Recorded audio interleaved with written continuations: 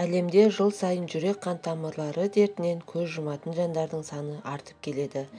Медицина мамандары мұндай дерт көрсеткішінің өсуіне бір ғана фактор әсер ететінін айтуда.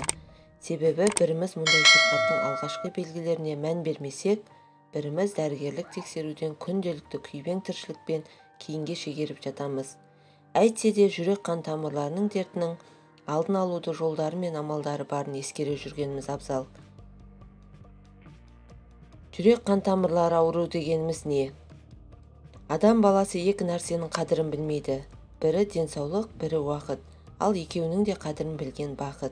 Олай болса, жүрек-қан тамырлары дерті тақырыбына сөзімізді жалғап алдын алудың жолдарын айта өтейік. Қимыл қозғалыс. Адам әр сәтте қимыл қозғалыста болу керек. Жаттығу жасап, серуенге шығу жүрекке пайдалы. Қан қысымы мен холестерин мөлшерін қалыпты болады. Сондықтан да салауатты өмір салтын сақтану маңызды. Қан қысымыңызды тексеріп тұрыңыз. Қан қысымының көтерілуі немесе төмендеуі денсаулыққа аса қауіпті. Оның соңы инсультке алып келуі мүмкін. Сондықтан қан қысымын тексеріп тұру аса маңызды. Медицинада адамның тұрақты қан қысымы 120-да 80 болуы керек. Қан қысымы бір күн ішінде өзгеріп отырады. Өзгеруіне тұтынатын тағамдарыңыз бен алкогольді, сондай-ақ күйзеліс әсер етеді.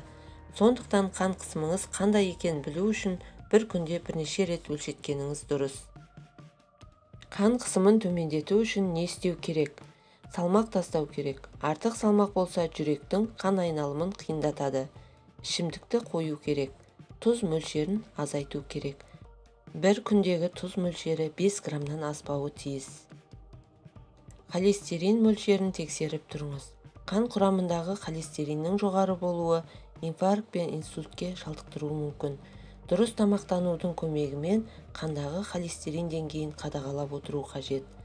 Қандағы қант мөлшерін өлшетіп тұрыңыз. Егер сіздің қаныңызда қант мөлшері жоғары болса, міндетті түрде дәрігерден ақыл кеңес алыңыз.